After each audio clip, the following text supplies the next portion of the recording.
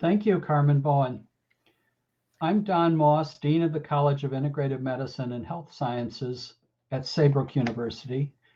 Welcome to the virtual open house for programs co-sponsored by Saybrook University and the Institute for Spirituality and Health in Houston. My initial task will be to guide you through an agenda for the evening's program, and then we will go on to begin with a meditation.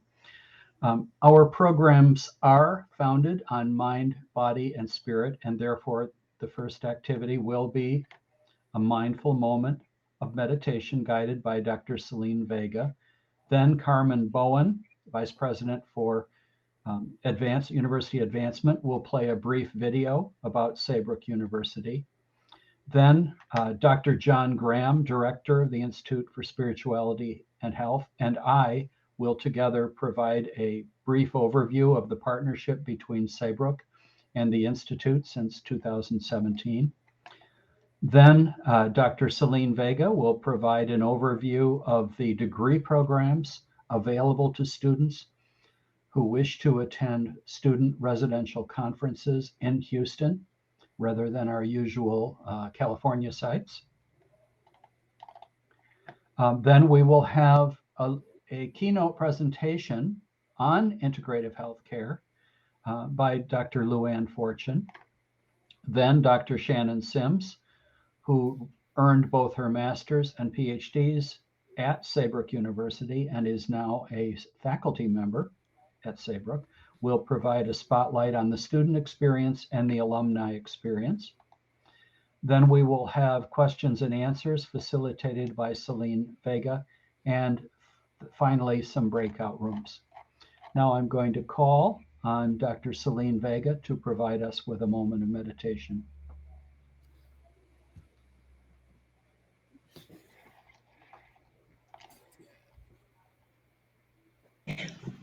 So as we like to do at the beginning of any of our meetings here at the Mind Body Medicine program, we're going to start with just a few moments of connecting in with ourselves. And to do that, I like to start with connecting in with our environment. So each of us in our own space, and just take a moment around you, see where you are, where the floor is underneath you, where the ceiling is, assuming you're not outside, and the walls around you. Just where are you situated in the midst of that environment? And you have a sense of your place in this space that you're in. I'm going to ask that everyone mute if you're not me, so that we can each begin to tune into your own environmental sounds. What are those sounds around you? And then if you're comfortable, you can close your eyes or let them go soft focus so that your awareness is tuned more towards the inside now. Taking a chance to feel into your breath, to notice how it is that breath enters your body. What happens when it enters? Feeling your lungs expand a little bit to let that breath in. Maybe breathing all the way down to your belly. That feels like a way that you can open to this breath. And as you release the breath, it's a good opportunity to see what else wants to release. Any places of tension, shoulders or neck. See what your body is asking for in this moment to get comfortable. Maybe to shift, maybe to twist.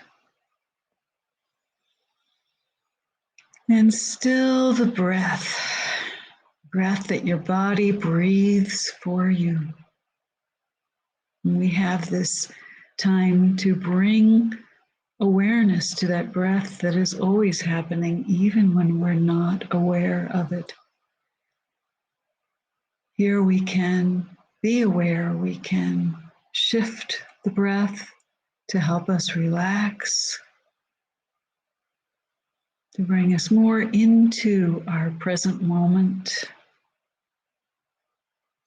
more into what it feels like to be here in your body, in this space. And we're starting with this attention inwards, each of us to our own being, each of us tuning into our own breath, our own body. And we want to take this moment as a reminder that we can tune in this way at any moment. We can remember in the midst of other activities, we can remember that we're here breathing in this moment, in this body. So, bringing yourself back now into this connection that we all have here online. See if you can maintain that connection to your breath, to your body, even as you bring your focus more outwards to take in what we're presenting here today, give you a chance to reflect on what it means for you to be here. And I pass this back over to Carmen to give us some more information about Saybrook. Thank you so much, and thank you for helping us prepare and center for our meeting. My name is Carmen Bowen, and I'm the Assistant Vice President for Institutional Advancement, and I'm very happy to share with you our Challenge Convention video. Please enjoy.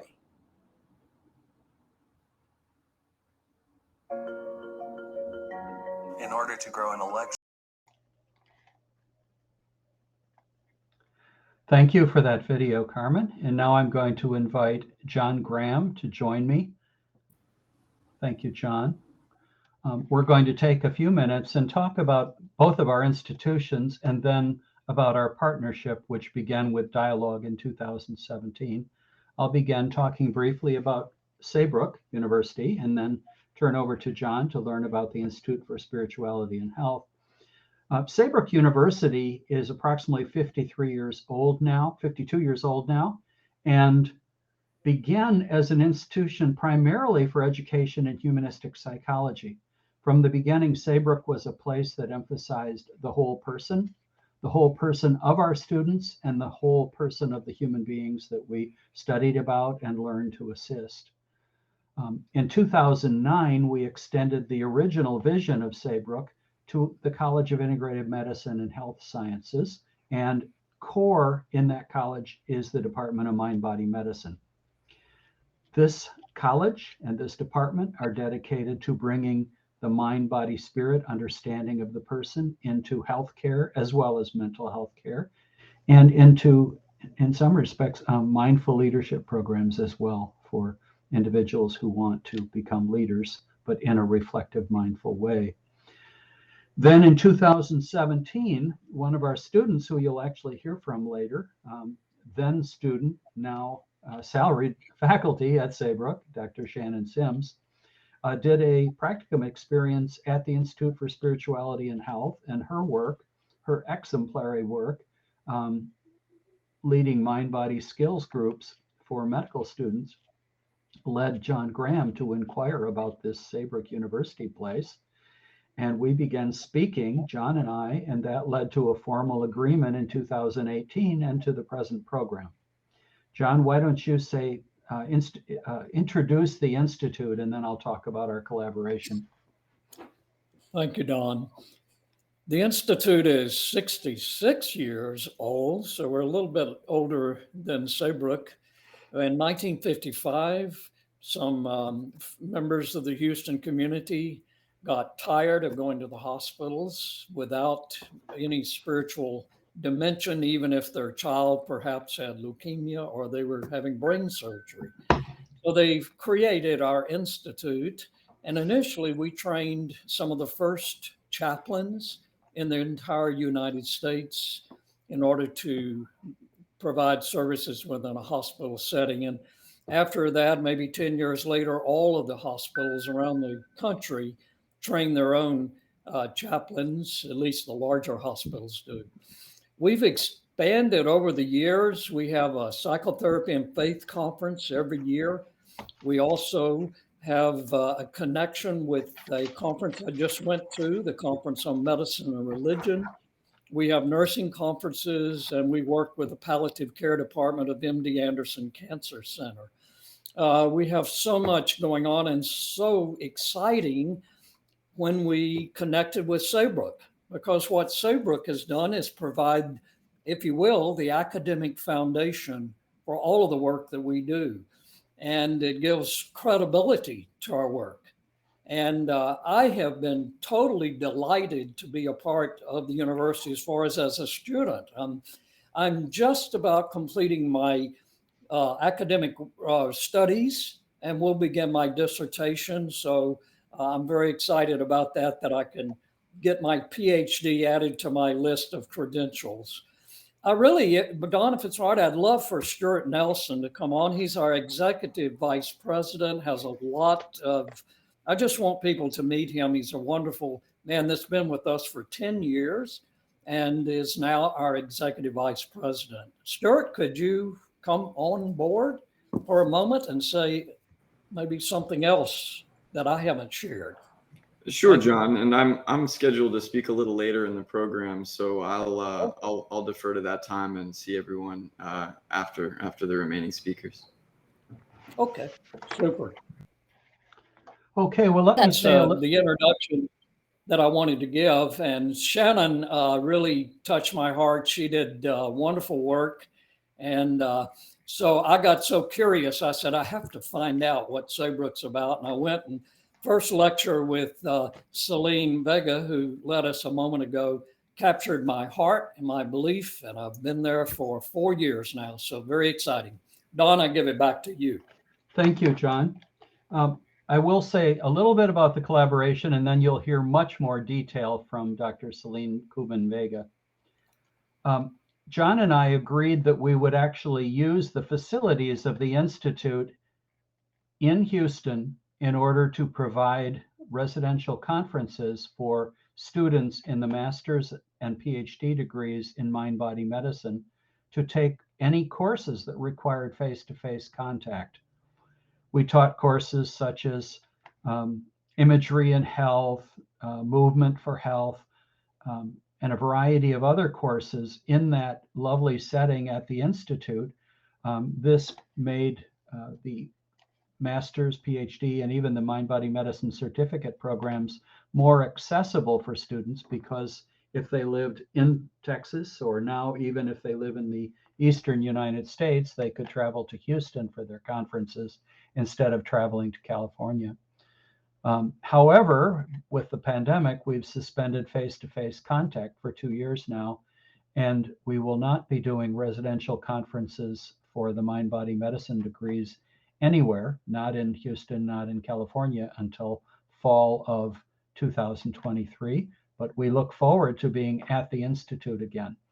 And now I'll turn over to Dr. Selene Vega to talk about the structure of the Houston Saybrook partnership and the degree programs available through this program.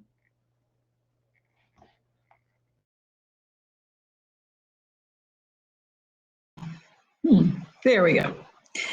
So I actually did have some slides. I don't know, Carmen, we have those slides or not. I can speak without them if we don't have them, really. It's. I will say that I miss being able to go to the ISH campus for our residential conferences because it's been a wonderful, wonderful place to do our residential conferences. And just to give you a sense of how that fits into the structure, we are here in the Mind-Body Medicine program and in Saybrook in general, we are a distance learning program. We always have been, even before the internet became an important part of that process. And it means that most of our coursework is done online in a really interesting setup. We use Canvas as our platform and have wonderful discussions and all of our materials available, and most of the work happens online. But this being such a humanistic program and so involved with a holistic understanding of the human being, there are a lot of pieces of what we do that work best when we are face-to-face, when we can do some experiential work. And we're not just talking about lectures, although we certainly do have lectures, but the parts where we're actually doing practices, where we're actually trying things out, where we're actually sitting with each other and sharing in a deep way about our experiences doing these practices. And those are the kinds of things that we usually do at a residential conference face-to-face. We have done some amazing work to move that process over mostly onto Zoom, and to be able to do it online and connect with each other in that same deep way, even though we can't be there flesh to flesh with each other, bodies in the same room. So for now, we're doing those aspects of the program that begin each semester that open up the possibilities of the coursework that we're taking at the beginning of the semester. We're doing them on Zoom, and then we continue on with our online programs. And there are certainly times when we come together on video conferences, but a lot of our work is done in writing, done at our own time, within the deadlines and structure that are set up for this program. So what kinds of programs do we have? We have a master's in mind-body medicine, a PhD in mind-body medicine, and we have a certificate in mind-body medicine. And a lot depends on where you're starting from. If you already have a master's degree, there's a good chance that you might be able to come into the PhD program from there. If you have a bachelor's degree, then you can enter into the master's program. You don't have to have a background in psychology or health sciences. We have very diverse population of students that joins us, from people who are extremely experienced in the mind-body realm already in one way or another, but who really want to ground that in the academic and evidence-based world that we really work with here. And we have people who come perhaps from their own experience of having had a lot of healing happen through approaches that aren't as much a part of the Western medical model, and who are committed to bringing some of what worked for them to the rest of the world and to learning more about what it was that helped them heal so much.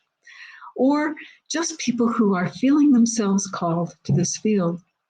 So with that diversity of backgrounds, we find that everybody still has something important to offer, because we all are bringing our own human experience to the process of learning. So I'm just looking at my slides. I want to make sure I cover some of the main pieces.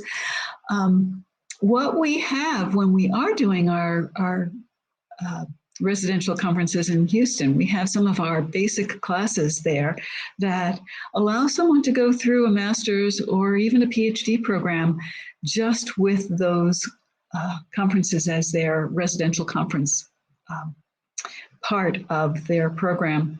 There are classes that don't happen in Houston, and so sometimes people will make a field trip for one of those residentials to California and experience perhaps one of our coaching classes, for example, in wellness coaching. There are plenty of opportunities, though, to go through the entire process from the Houston conference. And what I found in the past is that the people who are there coming to that Houston residential, because it's a smaller group, really get to know each other and support each other. That is actually part of what we work towards in these programs. As much as they are online, they are very deeply connected. So you're not alone going through this program. You are connecting with your cohort, with your classmates, to share information, to share ideas, to work together as you're learning. Let's see, we have all of our degrees are accredited, and they are flexible in terms of the program plan. So some people go through faster, take more courses at once. Other people find that their life responsibilities are taking up more of their time and they want to take it a little bit slower. Maybe they'll take one course at a time. There are many options for minors and certificates, and specializations. We have an integrative functional nutrition program. We have coaching, wellness coaching programs. We have psychophysiology. There are many different pieces that one can focus on. What we require in really all of those, both the master's and the PhD, and even the certificate has some amount of choices you have to make between core courses that we want everyone to make sure they have, and practice classes that give you some grounding in evidence-based techniques and some of the research behind them and some of the actual experiential practice of doing those things. And the third kind of course that you have some choices between different possibilities, but they are the mind-body science classes, because we want you to understand the physiology behind the human stress response, for example, or to work with some of the evidence behind energy medicine. There are a variety of courses, and sometimes people come in knowing exactly what they want to learn, looking at our classes, and other times people wait until they get to experience some of the overviews that we offer before they have a sense of which directions they want to focus on. So I will share one more piece here that's an important part of our programs, no matter where they are, and that's our Mind, Body, Spirit Integration Seminar, which is something that I coordinate and work with a whole team doing it. And it is very much an overview, but again, it's not just an overview in terms of the ideas and the cognitive learning. It's an overview that involves both lectures and discussions and a lot of experiential processes and sharing with each other about your experiences in those processes, and some small group work. And over the course of 2 days of immersion on Zoom, and then the following 4 Saturdays for 3.5 hours each time, you will be exploring many different themes that are part of mind-body work and the practices that go along with them. And I think a lot of people come out of that with a much clearer sense of which directions they want to focus on in their program, as well as having developed some nice connections with people in the program. And really a sense of, I would say, affirmation for having made that decision. This is something I get to see in the feedback forms people fill out afterwards. Very often I hear from people that this really affirmed their decision to come here, because it wasn't just information that they were memorizing. It was practices that they were getting to have the experience of, to see what happened for them when they do these, and getting to see how it worked for other people as well, because we are each individuals and we work in a very individualized way in our programs. One other piece here, which is that all of our programs have a foundation of self-care. We're not just learning things to bring to the people who we work with. We're learning them on ourselves. We are learning how to take care of ourselves in a way that then models for our clients and patients what it is that we're telling them would be good for them. And not just modeling it, but we have the experience of it to be able to help them through the learning and practice of those very same approaches and modalities that we're learning about. We also learn to work within an integrative structure because we're not doing this as an alternative to Western medicine. We're looking to integrate and bring in all the different healing modalities that are available to someone and help our clients sort through that array of possibilities for their healing. So I think I've covered most of the basic information. We can certainly answer any of your questions later on when we get to the questions and answers. And Don, you come back in to take it to the next place. But don't go away yet. Thank you very much, Selene. Okay. But I also wanted to make 3 points, and you might want to comment on them. First of all, Selene mentioned certificates, specializations, minors, and I want the attendees to be aware that many of our programs, including the certificates, specializations, and minors, potentially lead the student to certification, which is valuable for your career. For the students in mind-body medicine who earn a certificate or a specialization in integrative and functional nutrition, with a careful selection of courses, it's possible to become a certified nutritional specialist, which in most states allows one to practice. With the integrative wellness coaching courses and certificate, it is possible to become certified with the International Coaching Federation as well as with the National Board for Health and Wellness Coaching, and again allows one to practice independently as a wellness coach. The biofeedback and hypnosis certificates and the neurofeedback certificate all lead to certification either in clinical hypnosis, biofeedback, or neurofeedback. I may be missing some, but those are the principal certificates and specializations and minors that we have that lead to some vocational advantage. And that's very important because some of our students come in already with a healthcare license, which enables them to continue practicing as a physician or a nurse or a physician's assistant, utilizing the lessons they learn in mind-body medicine. But other students come in from other fields, and therefore they don't necessarily have a platform yet to apply these skills with patients, and becoming a wellness coach or becoming a certified nutritional specialist gives them a platform for practice where they can integrate these mind-body lessons. Second point I wanted to make is that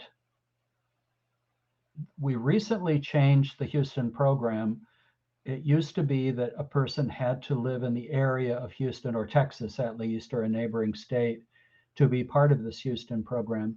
We've changed it now at students' request so that any student who gains an enrollment in the mind-body medicine master's, PhD, or one of the certificates can choose to attend the Houston residential conferences at any time, any semester. They have to notify the registrar so they're registered for the correct conference, but you can make that choice. So you can be admitted, you can alternate between California and Houston, or you could do everything in Houston, or you could do everything in Houston that's available and travel only for courses like coaching that are not available in Houston. One final point for Selene and the Mind Body Spirit Integration Seminar. First of all, it's one of the richest academic experiences that I've ever seen. It's just a remarkable seminar. We are doing it entirely virtually now, and commencing in fall of 2023, hopefully, God willing, with the pandemic settling down enough that it's safe for everyone and everyone can feel safe. It will still be possible to do that Mind Body Spirit Integration Seminar either face-to-face or virtually. We will be running it virtually in the summer for any student who either can't or doesn't wish to travel. For example, some international students. Anything else you want to add on any of those points? No, I think you've covered it very, very well. I would say just just one more piece to bring in, I think, which is that one of the questions we often do get from students is, where can you go with this? You know, what's available? And I think the point you made about getting certificates in coaching or in the nutrition can really be a good foundation for that. But often people do find other places. I think mind-body medicine is a growing field right now. There are a lot of organizations that are wanting to bring this kind of work in for their employees, for their population of whatever sort. So it's a growing field, and I think people find their way into the aspects of it that are most that feel most at home in. Yeah. So one person might find the guided imagery piece of this and go in the direction of that. Other people are more involved in the movement pieces of it. My own background is very much movement. And the one thing I do want to bring in that we didn't for any of the students who might be heading towards a PhD and who already have a mental health practitioner license or on the path towards getting that, we do have the integrated mental health specialization for the PhD students. So you might already have a license or are practicing as a mental health practitioner, and this gives you a chance to bring in some wonderful modalities and approaches to bring to clients you're already working with and to expand who you might be able to help with some of these mind-body approaches. I think that covers everything. Just let's go on to questions and answers. No, we have more to talk about. Good. It's my time to introduce our keynote speaker, Dr. Luann Fortune. Okay, I'm going to start over.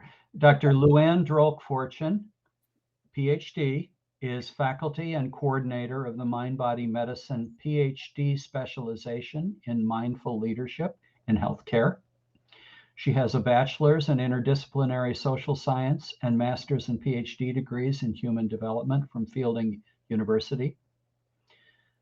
She has served on the executive committee for the Interdisciplinary Coalition of North American Phenomenologists and the Society for Phenomenology in the Human Sciences. Her research interests include integrative wellness practices, as well as somatic awareness and embodiment techniques for scholarship, research, and practice. Her writings and publications span multiple disciplines. She applies systems thinking to any problem she studies, and she promotes what we call translational value in scholarship and research. That is, translating pure science into clinical practice. And now I will call on Dr. Fortune to make her presentation. Thank you. Wow, that's cool. Thanks. Thank you, Dr. Moss. And can you all see my screen? Or have I lost everybody? I need some verbal feedback because I can't see you anymore. We can it's not the slideshow yet. It needs to be a slideshow. Oh.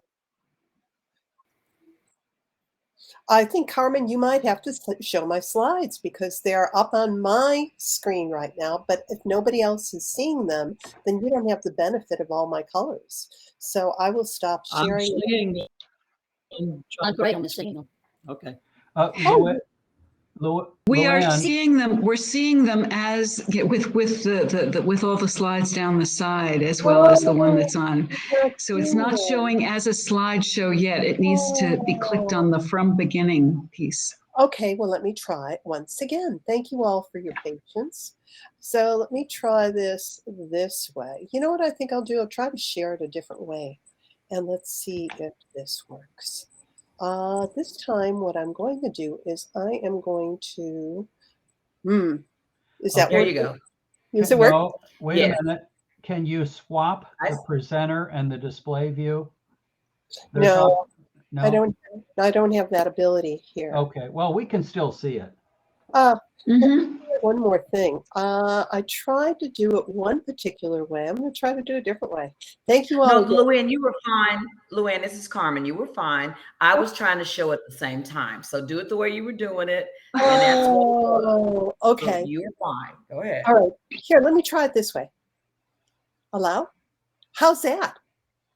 Yes. Yes. There you go. Perfect. Yes. Thank you everyone for your patience. This is not the platform we use in the classroom, believe me. So I am Dr. Luann Fortune, and a fun fact I think that Dr. Moss did not mention is I'm also a body worker. I'm board certified body worker and education provider. So I enter the conversation about mind-body medicine from the portal of the body. But once you get started with it, it becomes sort of a cycle, and it doesn't necessarily matter how you come in because it's all connected.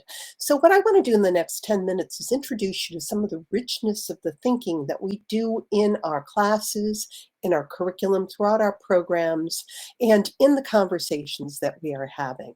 So I want to take a step back. As you heard from Dr. Moss, Saybrook has humanistic roots and humanistic psychology, ways of thinking, and principles. They very much support mind-body medicine's vision and mission. So how does that work?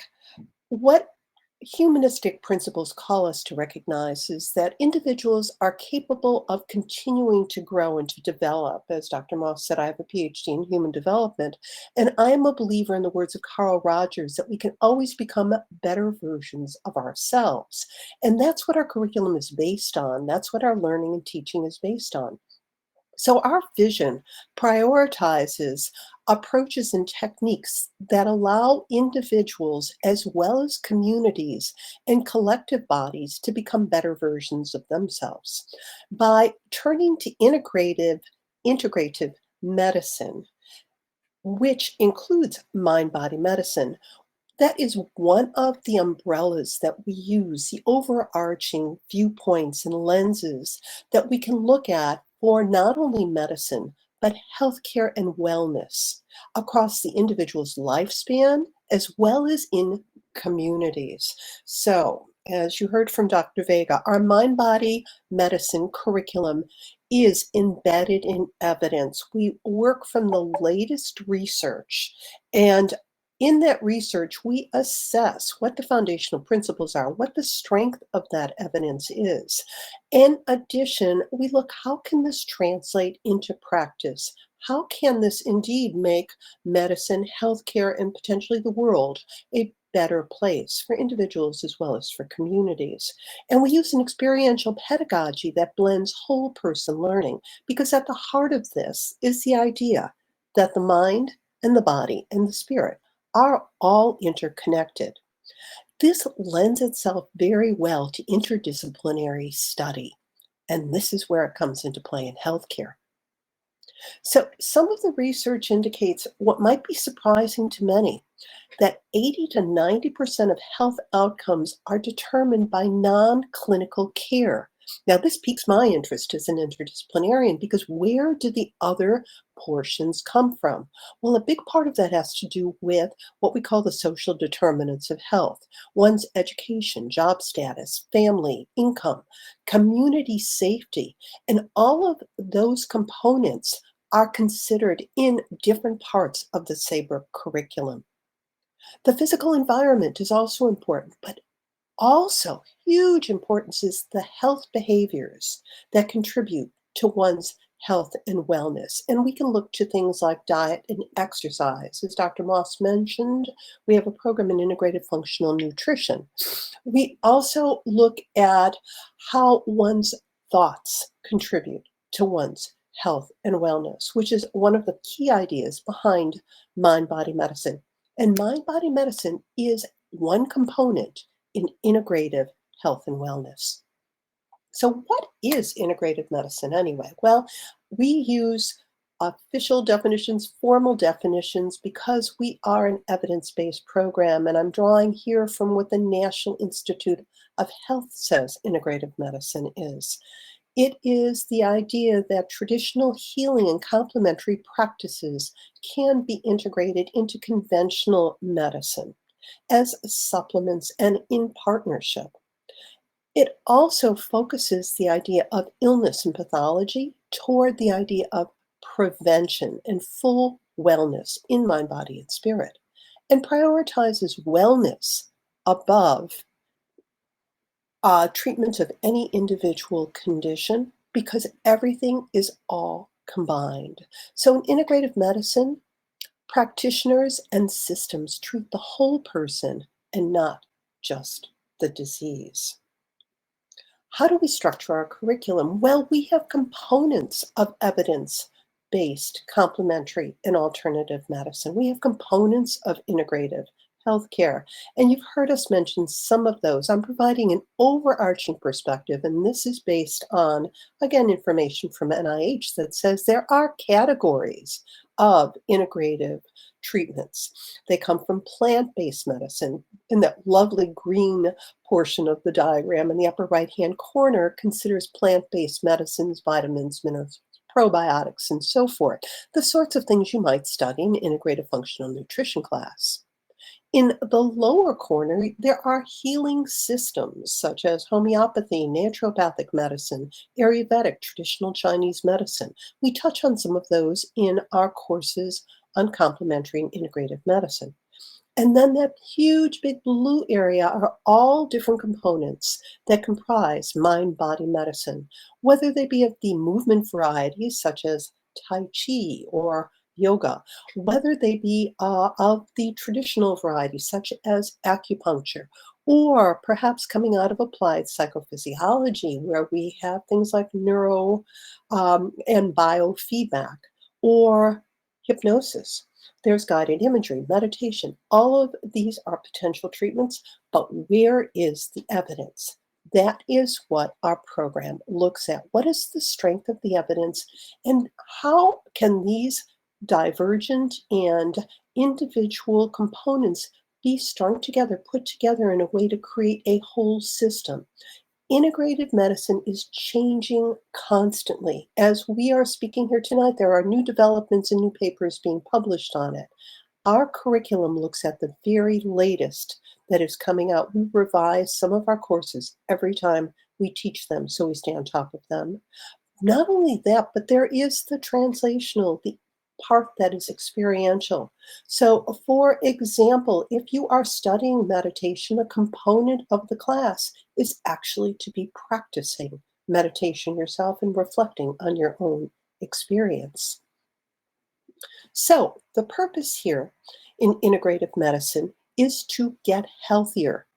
Well, we all live in unprecedented times right now, and how have the last 2 years treated this idea that we could become more well versions of ourselves when we have been faced with the threat of COVID-19 on a daily basis? It turns out that there is emerging evidence. So the evidence that is coming out having to do with integrative medicine is that there is an important role of COVID for integrative medicine in dealing with COVID-19. We are now emerging from the crisis period, although we are careful not to say it's ever done. There are many ways we are going through recovery and growing beyond that. How can integrative medicine, mind-body medicine, play a role? Well, one of the things we're seeing already is the practices that come out of mind-body medicine, integrative healthcare, reduce the risk of contamination of infection to begin with. Furthermore, at a time when we are concerned about long COVID, at a time that we're concerned about the long-term impact, what we're seeing in the emerging evidence is that different practices support full recovery. First of all, by restoring mind, body, spirit. Next, by mitigating the stress that can only make chronic conditions worse. And as we know from following the news the last 2 years, chronic conditions put us at a higher risk. So our mind-body practices can address chronic conditions, thus lessening the risk of serious infection from an infection of COVID-19. Furthermore, there's lifestyle-based wellness considerations, and putting all these things together are complex, and they lead to a rich curriculum and courses as we look at biopsychosocial conditions and social determinants. So what is the evidence showing? Well, this is just a sampling of some of the studies that have emerged in the last year looking at mind-body evidence. So mind-body practices and interventions have been used in a variety of different conditions, including with those who are in active infection as well as those in recovery. So in a study that was published last year, guided imagery reduced anxiety, pain, and cardiac metrics in patients who had COVID-19, actually helped with better sleep, which was very important for healing. Progressive relaxation was also studied and found to reduce anxiety and improve sleep. And progressive relaxation is a technique, a mind-body medicine technique that is used, very much having to do with imagery and guiding and shifting the empowerment of the practice to the individual, to you, the patient, to the client. At the core of almost all these practices is breathing and breath work. So diaphragmatic breathing is found to be very important for prevention, where we exercise deep and slow, and then after there is an infection, to switch to shallow breathing to help the lungs to heal from the infection. There is considerable evidence that meditation and yoga have improved the condition of well-being in those who have been affected. And we all know that even if you didn't have COVID-19 over the last 2 years, you were surrounded by increased stress, by the social conditions that have changed. So what we know about mind-body techniques, for example, mindfulness, is that it is a powerful ingredient in dealing with long-term chronic stress. So in one very large recent study, almost 6,000 individuals were studied who took virtual mind-body classes, and it produced significant reductions in anxiety and stress. So that is just a sampling of the evidence that we're seeing about mind-body medicine. In addition, integrative practices such as manual interventions, traditional healing systems, naturopathic medicine are also showing important roles in dealing with active infection. Osteopathic manipulation has been shown to be very effective to help respiration in those recovering from COVID-19.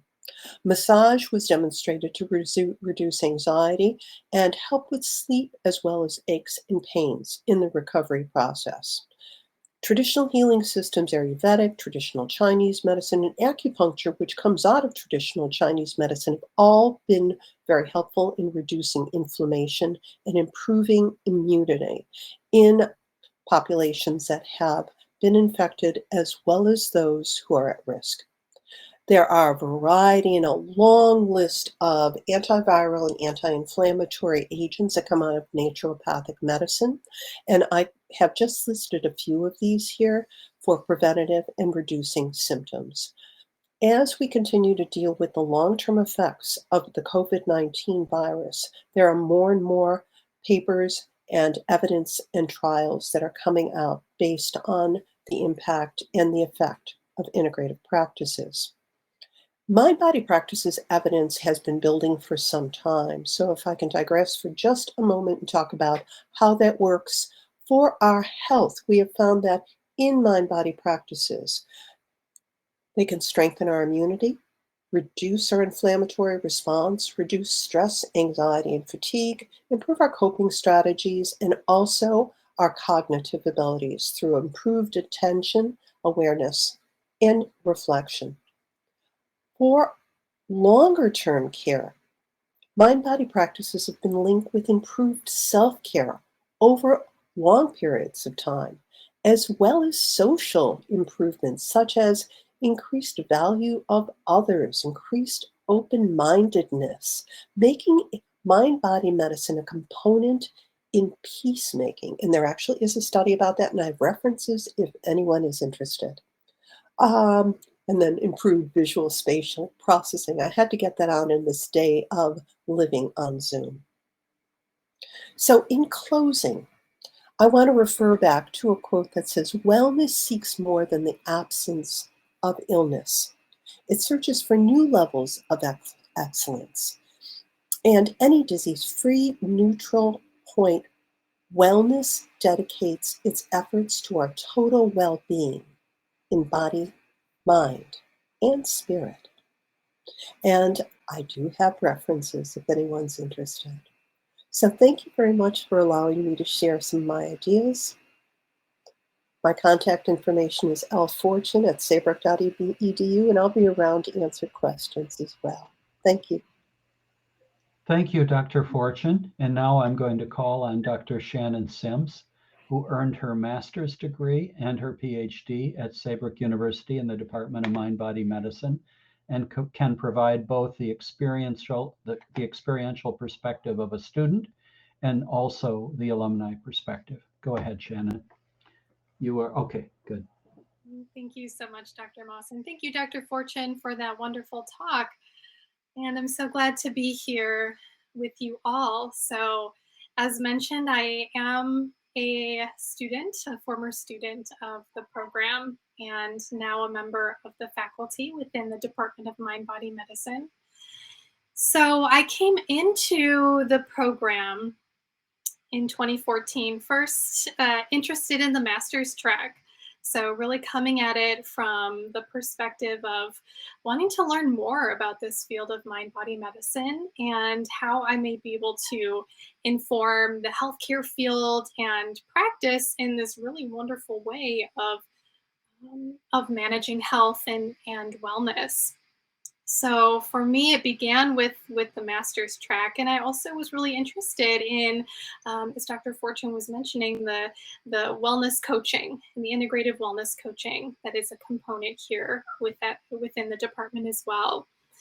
And just finding that, you know, I was not fulfilled in my knowledge at the end of the master's, and wanted to transition into the PhD program.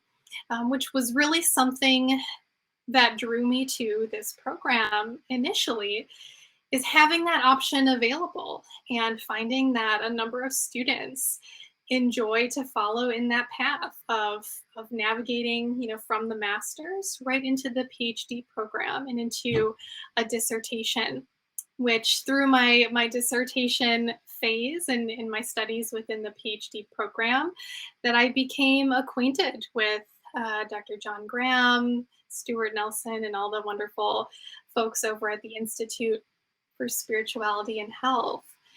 And really finding that this program, although virtually based and also echoing Dr. Vega's longing and to be back in person in some capacity at some point with the residential conferences. But through a virtual program, you know, really can open up doors within your community and within, you know, wherever you are, you know, maybe it's Houston or maybe elsewhere. And as these doors are opening, finding what possibilities are there. And so, as what's already been, you know, highlighted a little bit in this so far, is just this relationship that is unfolding between, or has unfolded between, Saybrook University and the Institute for Spirituality and Health, and how special to be at really in the center of that and helping to mediate that relationship. And so from there, you know, coming through from this place of being a student and identifying how it is I want to practice and to be in the world, you know, certainly some people come in and they have maybe a clear idea of the work they want to be doing, or how this experience might inform, not just from, you know, an academic or a professional place, but certainly a personal place. And that's so very true. And maybe not really realizing coming into this program just the sort of personal transformation that would take place this program and the work that you'll be doing in this program, the information and the resources and the tools and modalities that you are introduced to, I'm sure of course, learning about the literature and the research and the academic foothold beneath this information, but also, this program holding equal value on that personal exploration and that personal experience with these modalities and with these wellness tools, and knowing that it is first coming from a place of experiencing this transformative work that we can then bring it out into the community and to work with others. And that learning continues to happen along the way. But for me, experiencing that unfolding of personal experience, and then also informed with the rigor in the academics and the science behind the evidence base of what we're studying here in this program. And feeling supported along the way by Saybrook's wonderful faculty and mentors. I had the opportunity during my studies to also serve as a mentor for students and supporting them in their journey through the program. And after graduating in 2019, which actually just reflecting today on my graduation and also realizing that when I graduated, it was the last in-person ceremony, commencement ceremony that we had, which is quite wild to think about, now being here in 2022, but looking forward to hopefully resuming that in-person commencement. But following that, really shifting into a postdoctoral fellowship with the university, and really finding that they couldn't get rid of me. I didn't want to leave, and finding really a place within Saybrook from a teaching perspective, and just facilitating some of the wonderful work and experiences that come along with being a student in this program.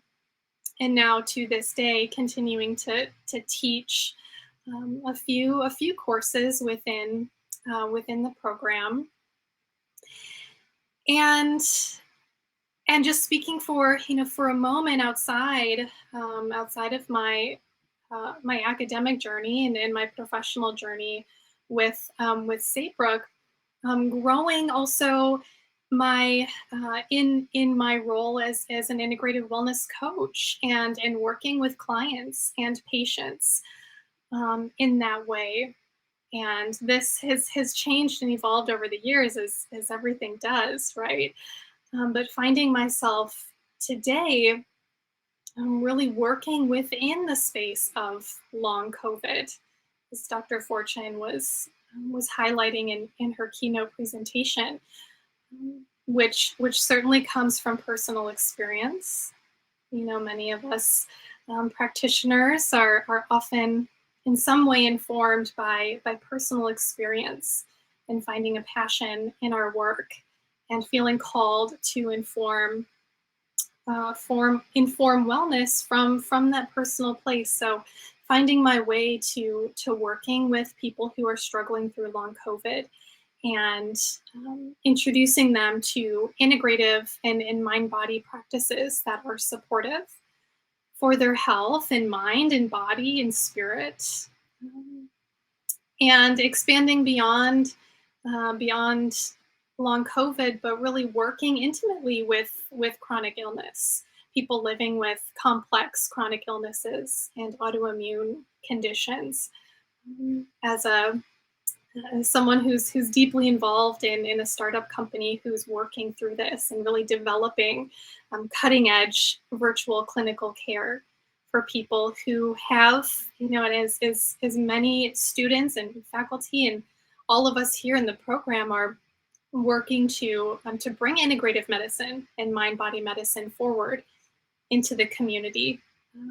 And so my community, and the way that I'm doing this, is is virtual, and reaching into spaces, reaching into the lives of people who are falling through the cracks, and so loving how integrative medicine is this bridge to providing more comprehensive and robust whole person care.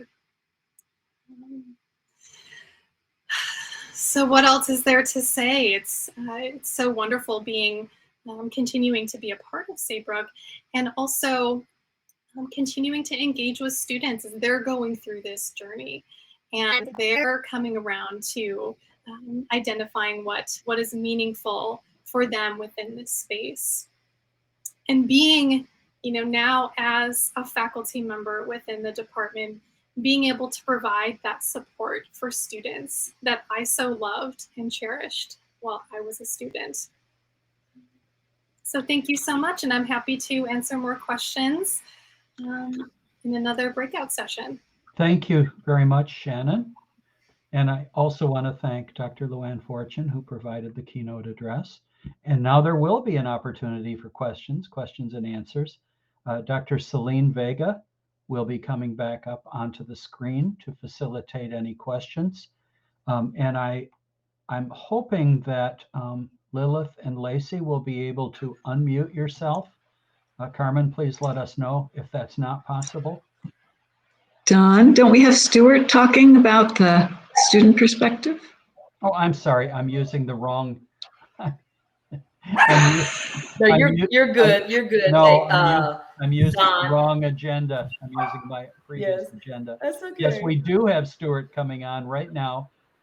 Stuart is in the unusual position of being both a vice president at the Institute and also a PhD student at Saybrook University. So I turn things over now to Stuart, who can give us his current perspective as a graduate student, but also his perspective on the Institute.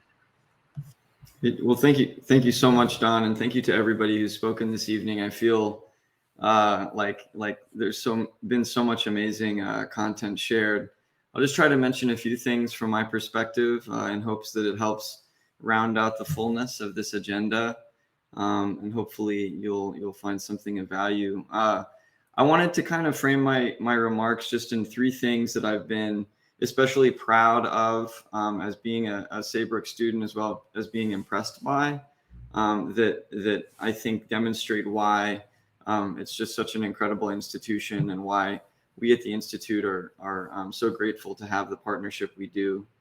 And these things also, I think, resonate and align with the values of the Institute and the way that we like to do things at the Institute for Spirituality and Health.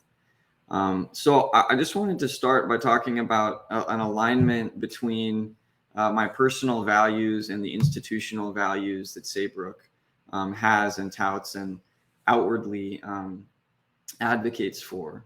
And it starts with creating a socially just and sustainable world. These two values that are reflected in the Saybrook mission statement are so important in my life, so important in the lives of the other students that I've encountered at Saybrook and the faculty at Saybrook, that it just makes being a part of the curriculum and going through the coursework a real joy, because I know that there's that resonance in the way that we view the world, and the way that we are in the world, the way that we see our role in the world. I also wanted to mention something that really stood out to me that I think is a small way of demonstrating the Saybrook way, which is that in the list of values that Saybrook has published, it talks about the potential not only of humans, but the potential of every living being to thrive. And I think that it's easy to kind of get caught in the human perspective as humans, but we share this planet with other sentient beings, other living beings. And the fact that Saybrook calls that out and recognizes it speaks to the wholeness with which Saybrook views our work, the wholeness with which Saybrook views the context that we're in, and the way in which we have to do our work. This business about scholar practitioners has been mentioned several times, but I wanted to emphasize that. Something that I've been frustrated with in previous academic environments has been a theory and the philosophy of the work, and especially in the humanities and especially in disciplines where there is a lot of sort of like cutting edge theoretical work and opportunity for writing. Sometimes the applied perspective gets lost. And I think it's really striking that Saybrook emphasizes an applied stance in the coursework. Throughout the coursework, there's examples of how the work applies in the world. We're challenged to reflect upon the ways that the coursework we're dealing with shows up in our own life and how we might walk forward incorporating it into the work that we're part of. And it's also really exciting on that note to be part of an environment with so many different types of professionals, massage therapists, nurses, physicians, psychologists, wellness counselors, etc. So it's just this very diverse, rich intellectual atmosphere that that's difficult not to love. Other highlights from the values that I've experienced at Saybrook is the idea of interconnectedness. I'm somebody that believes that all things are interconnected, and a lot of people that I know that are attracted to Saybrook and that kind of gravitate towards the Saybrook way see that interconnectedness as a really integral part of their life, and that value shows up across the coursework at Saybrook, and it's really different. It feels so unsiloed, and it contributes to a kind of an academic, like a creative horizon and an academic richness that's really unique. So all of those values are really great to have, obviously, and it's really nice to be aligned, but they don't really mean anything if there's not excellence in learning and an excellence in the way that the information is being conveyed. And I wanted to make sure that I spent a little bit of time talking about my experience of excellence in learning, starting with the evidence basis. The world that we're in when we study at Saybrook is one that's potentially rife with all kinds of misinformation, and that's easy to kind of go wayward and stray off an evidence-based path.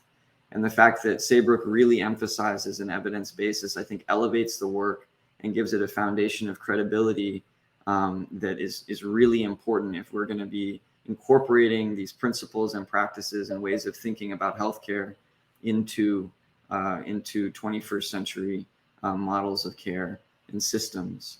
And the professors that I've encountered, at least I've just been thrilled at the level of excellence. I mean, we've seen that today through the remarks by Dr. Fortune, by Dr. Vega, by Dr. Moss, and by Dr. McLean Sims. So it's really, and all my professors are like that. They bring so much to the table, and learning from them and also sharing with them. There's also a healthy amount of kind of intellectual respect amongst professors and students. There's a great knowledge exchange that occurs. Then finally, kind of in the excellence in learning category, there's this amazing experiential emphasis, which has been touched on multiple times through tonight's proceedings. But it has to be emphasized that the experiential component is so core to the way that Saybrook thinks about the work, that it shows up all the time in coursework. And again, that's kind of a unique thing. A lot of academic institutions really emphasize the learning, the theory, but the practice is sometimes missing. And at Saybrook, it's right at the core. Many of my classes start with a meditation. The way in which the lectures are delivered are done very mindfully and in a whole kind of way where there's no stupid questions and everything's on the table. So then that kind of touches upon, I mentioned a little bit, this third prong I wanted to talk about, which is the online learning. It's sort of a practical concern, but nonetheless really important, which is just the convenience. I work full time as the vice president at the Institute. There's a lot going on. I have a lot on my plate. but I found the flexibility that's offered through the hybrid model and the online model to be really perfect for me balancing my work, life, and studies. And I'm grateful that we live in an age where this technology exists to make it possible to do online learning in such a full way. The other product of that is that Saybrook is really writing intensive. And I think writing is a skill that is valuable in essentially any field. And the opportunity to do so much writing and hone that craft is really important. And it's kind of an implicit benefit of the Saybrook way. So I wanted to also talk a little bit about ISH's sort of perspective and role in this. Everything I just said about the way that Saybrook sees its work and conducts the work and provides opportunities for those who engage there, everything could be said the same for the Institute. We have a very whole perspective. We're very integrative in our focus and our lens. We really value flexibility and the creative edge in expanding people's horizon of possibilities in terms of what's possible for their lives and what's possible for thriving. And so it's really an incredible match made when we find an institutional partner that can speak to some of the values that we hold so dearly and so closely within our organizational framework. ISH is really enthusiastic about building a local and regional community of practitioner scholars who engage this type of work, who contribute to the field, and who use the frameworks that Saybrook innovates and endorses. And so over the past several years, as our partnership has evolved and grown and changed, we've really been excited to be able to chip away at this community and build this community up of like-minded individuals who care about people, who care about the work, and want to make sure that we walk forward into the future of care in the most responsible way possible. So I'm very excited as each semester passes, we see more and more people joining that community. And I really encourage you, if you're considering working or learning at Saybrook or coming to the Institute for some of our educational offerings, or both, ideally both, that you don't hesitate to reach out, that you don't be a stranger. We're very accessible. The admissions counselors and faculty at Saybrook are very accessible, and we are too at ISH. So if you have any questions or anything, we're really looking forward to meeting you. Thank you very much, Stuart, both for your perspective as a student and for your perspective on the Institute. Thank you very much. And now I am going to call on Selene Vega to come to the stage once again and facilitate question and answer. Any questions, any discussion? Go ahead, Selene.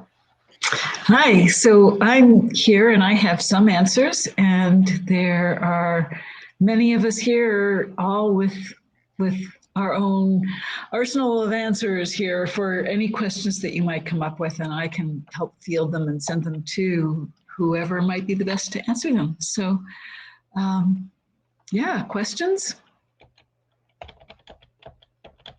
I have all the participants available, and they can just turn on their camera and ask the questions. And camera and mic, so that way then you can answer the question. So Lucy, if you want to go ahead, don't be afraid. Just click on your camera and your mic, and you can ask away.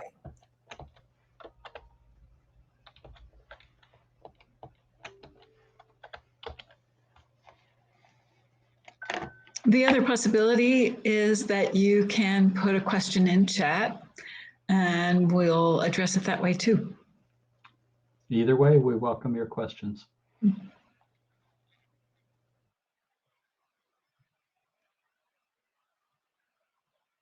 These working together, I've been interested in the program. I guess I'm kind of wondering too how it can be applied in a lot of different ways, but about my background, and that might help you field how to answer it better. I'm an art therapist. I've been practicing for I guess about 23 years now, And I already do incorporate things like meditation, guided imagery, mindfulness, those kind of things that the program is espousing, teaching more about. So how would and I'm interested in not only the mind-body medicine program, but the integrative mental health specialty to augment what I'm already doing. I work a lot with trauma patients and other things like anxiety, depression, OCD, those kind of things. Of course, there's like somatic things along with that as well. But I'm thinking this would probably be a good match to augment what I already do and expand it quite a bit more. So I was just kind of wondering what path that might provide. Absolutely. Yeah, there's, I can say that I am also a psychotherapist at the master's level, and I came back for a PhD because there were things I felt like I wanted beyond the clinical training that I had that enabled me to be a psychotherapist. And that's really what you're opening yourself to in this program. We have a couple of courses that are specific to the IMH program that I developed actually, and work with the folks who are teaching them now. But one of them is a body-oriented approaches to psychotherapy, and one is the mind, body, spirit applications in psychotherapy. And in each of those, there's something of an overview aspect to it, but there are also definite specific practices that we're providing for people to work with and play with and see how they might work with their clients. But I would say truthfully that one of the most exciting parts for someone in your position is moving through the research sequence and towards a dissertation. And I have to say that's what brought me back for a PhD, was that there were things I wanted to investigate and questions I had about some of the things I was seeing with clients that I wanted to go and do the research on. So that is really what you get the biggest opportunity to do, is to begin to think about what part of the field you would like to be investigating more deeply and how you might approach that research. We are very supportive of qualitative dissertations as well as quantitative. And people are exploring some really interesting aspects of what's out there. Often there'll be a particular part of the field that someone sees. There's a lot of research on these populations, but not on the one that I work with. Or, they can see how something could be used in a way that's beyond what the studies have shown so far. And that's a wonderful gap in the research that you might want to step right into and do that research. So that's kind of where I see the PhD being most exciting for someone who's already a psychotherapist. Yes, there are things that you can probably add to your repertoire of what you bring to people, and just feel more confident about knowing what's out there and what might be appropriate for each of the people and populations you work with. But really, it's the research is a pretty exciting avenue to take. Thank you. One comment I'll just add to what Selene said is that the courses in the MBM program generally, but also the courses in the integrative mental health specialization were designed and were suggested by a number of therapists who wanted to put into one degree program all the courses we should have had in graduate school that we wish we would have had in graduate school, that would have made us better able to work with the whole human person. Mm-hmm. Yeah. And I want to say too that the classes are one of the things I've really enjoyed, is because we have practitioners who come in. They're at varying levels of experience, from fairly new therapists to people who've been doing the work they've been doing for 30 years. And each one is bringing a different piece. So the discussions are very rich. So I'm thinking about like the current course right now going on has someone who's an art therapist.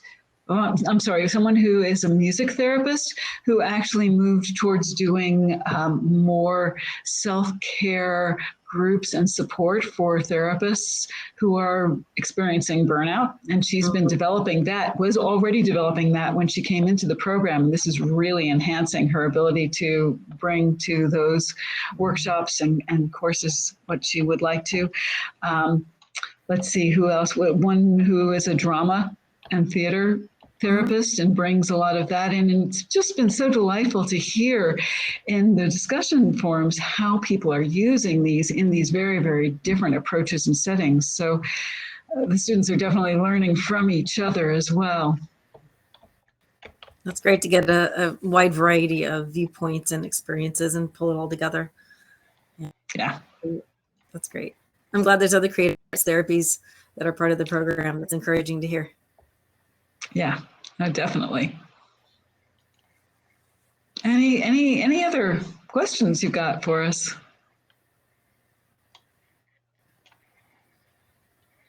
I can say that you can just one more thing since you're coming into the IMH is that you can transfer some credits over from your master's. So that's helpful too.